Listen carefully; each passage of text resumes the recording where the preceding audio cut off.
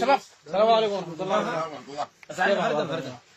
اخونا عبد الله مرجان. ايوه نعم جدا. الف مرحبا بك القائد الهمام البطل. رسالتك شنو لجنرال ابو لولو؟ ابو لولو ده شغلي، انا صفيت 29 نفر في الرياض، انا مكتب الاستخبارات، ده شغلي تصفيه بس. الله اكبر. ما اسالني جرحي. تسلم غالي اثنين. الله اكبر. تفضل رساله مع طيب كاميرا درينو.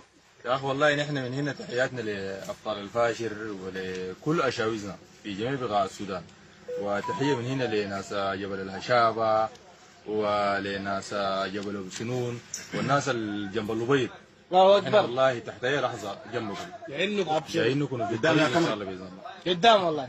الجنرال عمر الحسين حبيبي الغالي، الف مرحبا بك يا التحية لكل الأبطال في ربوع السودان، قتاليين وإعلاميين وسياسيين، والتحية لأبطال الفاشر، والتحية لأبطال بارة، والتحية لأبطال أذان الدكنة. الله اكبر. جنرال هاشم ديدان والمجاميع 400 عداد يرفوق. الله أكبر. الله أكبر. يا أبو لولو والله رسالتنا لك نحن ناس كردفان، أسمع كلامي ده، اغفر يوم رب العالمين، لكن ما تغفرون، نحن مؤيدين قدام بل بس بل يا مجان. يا جنرال سارس.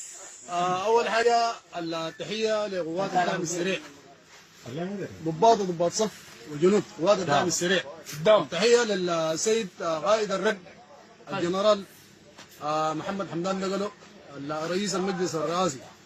ومن هنا تحيتي خاصة مع أنا وجناب الرينو للمتمرد أبو لولو، المتمرد ضد القوات المسلحة. قدام. والله أنا أيد شغلك، وشغلك نظيف ما فيه أي كلام، شغلك نظيف جدا جدا.